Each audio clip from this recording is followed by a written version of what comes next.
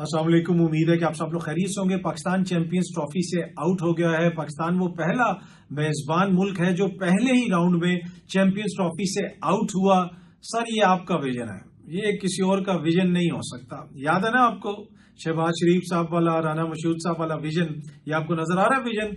अब मोहसिन नकवी साहब पे भी बड़ी तनकीद हो रही है, लेकिन तनकीद होनी नहीं चाहिए। मोहसिन नकवी साहब बड़ा बेहतरीन काम कर रहे हैं। हसन अयूब उर्फ रावी साहब ने बताया कि बुनियादी तौर पे मोहसिन नकवी को नजर लग गई है। हाँ जी, ये सामने आप देख सकते हैं। आजाद डिजिटल पे बात करते हुए उन्होंने एक वीडियो में ये चीजें कही कि जनाब मोहसिन नकवी साहब को नजर लग गई है। उन्होंने बुनियादी तौर पे कहा कि मोहसिन नकवी साहब को नजर लग गई है, उन्होंने काम करके दिखाया है, उन्होंने क्रिकेट में बहुत अच्छा परफॉर्म किया। जब इतनी तारीफें होती हैं तो नजर भी लग जाती है। तो अब आप गिला शिकवा ना करें, बुनियादी तौर पे मोहसिन नकवी साहब को नजर लगी है। अच्छा, एक और क्लिप मेरी नजर से गुजरा सोशल मीडिया के ऊपर, जिसमें मुजम्मिल सोहरवर्दी साहब फरमा रहे थे कि जो तलबा से खिताब किया जाता है या तलबा से इंटरेक्शन की जाती है यूनिवर्सिटियों में, वो जारी रहनी चाहिए, मजीद अफसरान को जाना चाहिए, मजीद लोगों को जाना चाहिए और ये इंटरेक्शन होनी चाहिए। मेरे ख्याल में पहले भी हमने इस तरह की खबरें भी देखी कि इमरान खान की पॉपुलैरिटी तो काफी कम हो रही है।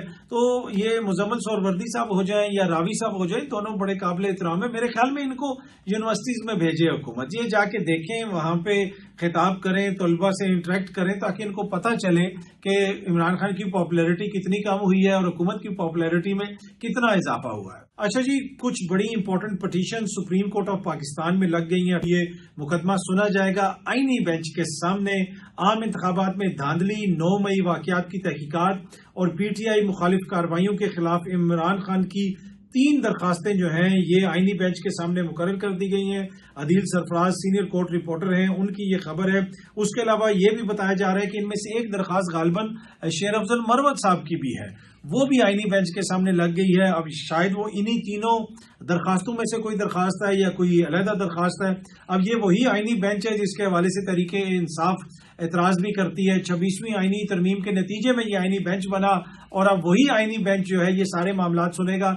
आपको याद होगा कि पिछले दिनों मीडिया से बात करते हुए इमरान खान साहब ने जेल में कहा था कि पहले जो काम काजी फाइज ईसा के जरिए लिया जाता था, अब वो काम इस आईनी बेंच के जरिए लिया जाता है। लेकिन जो भी बेंच हो, उसने तो यकीनन आपको पता ही है आईन और कानून के मुताबिक चीजों को देखना और फिर फैसला करना है। अब देखते हैं कि ये मामला आगे किस तरफ जाता है।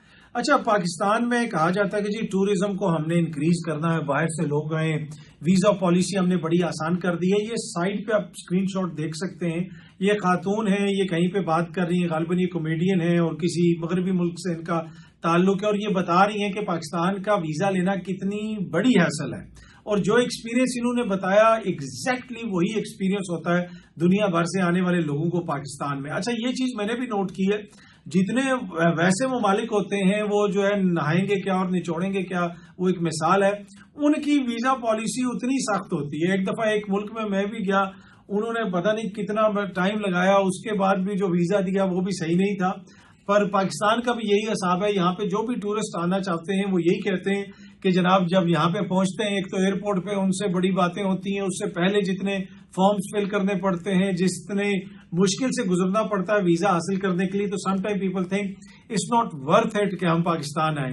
तो इस सारे मामले के अंदर अगर हम पाकिस्तान के अंदर ज़रिए मुबादला लाना चाहते हैं, टूरिज्म को एक तरह से एक्सपैंड करना चाहते हैं, तो वीजा पॉलिसी और ये जो हमारी एक तंग नजरी है इस सारे मामले के ऊपर, इसको जरा गौर करने की जरूरत है और थोड़ी सी पॉलिसी को लिबरल करने की जरूरत है। जिस तरह बहुत सारे जो टूरिस्ट जाते हैं जिन ममालिक के अंदर, अगर आप उनकी वीजा पॉलिसी देखें, उनके वहां पे हुकाम का रवैया देखें, तो वो बड़ा लिबरल भी होता है और बड़ा वेलकमिंग होता है। तो यहाँ पे अनफॉर्चुनेटली लोगों को काफी मुश्किलात का सामना करना पड़ता है, जिसकी वजह से नुकसान किसका हो रहा है? पाकिस्तान का हो रहा है।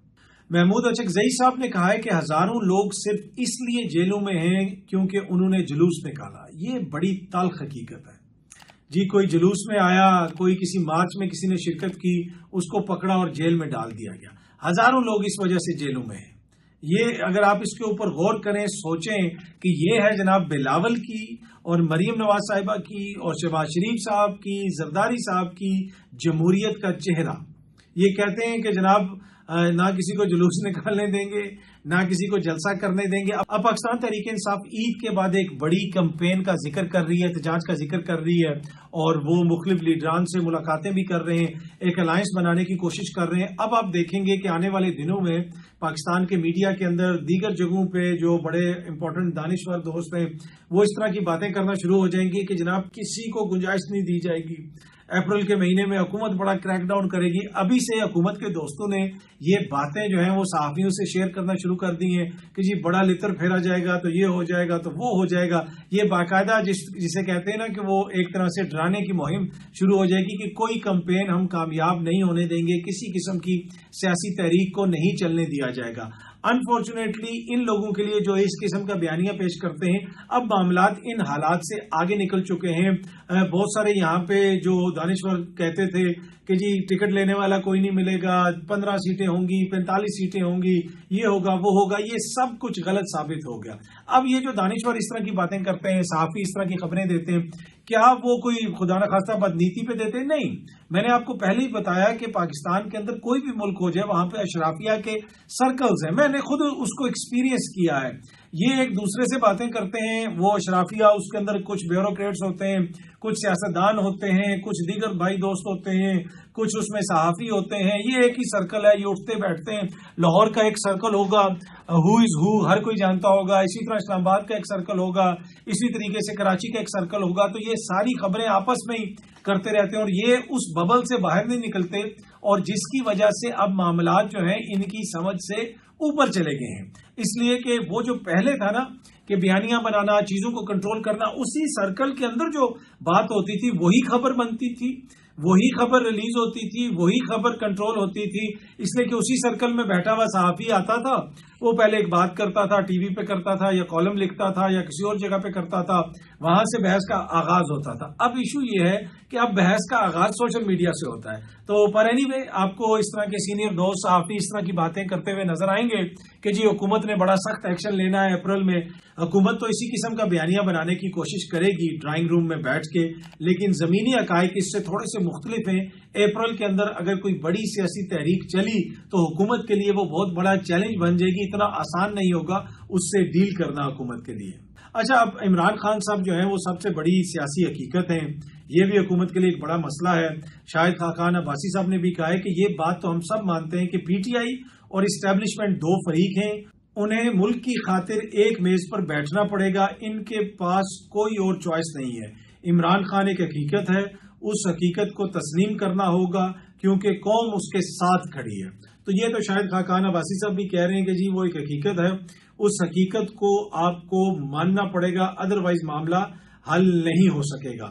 تو یہ جناب اب تک کی تھوڑی سی خبریں تھی۔ ایک اور انٹرسٹنگ خبر یہ ہے کہ پاکستان کے اندر جناب 2 ارب ڈالر کی سرمایہ کاری آ رہی ہے، اور وزیر اعظم شہباز شریف صاحب نے جناب جو دورہ کیا ہے آذربائیجان کا، اس کے حوالے سے یہ سامنے آپ خبر دیکھ سکتے ہیں، جنگ نیوز کی بھی خبر ہے۔ انہوں نے کہا کہ جی 1 مہینے میں یہ جو سارے معاہدے ہیں ان کے اوپر دستخط ہو جائیں گے، یہ میچور ہو جائیں گے۔ آج 24 تاریخ ہے، 24 مارچ کو، یعنی آج 24 فروری ہے، 24 مارچ کو اگر 2 ارب ڈالر کے معاہدے کسی حتمی شکل میں آ چکے ہوئے تو پلیز کامنٹ کر کے ہمیں ضرور بتائیے گا۔ لیکن یہ بتایا جا رہا ہے کہ یہ 2 ارب کے جو معاہدے ہیں یہ بس حتمی شکل اختیار کر لیں گے۔ اس سے پہلے وہ جینٹری صاحب بھی کر کے گئے تھے۔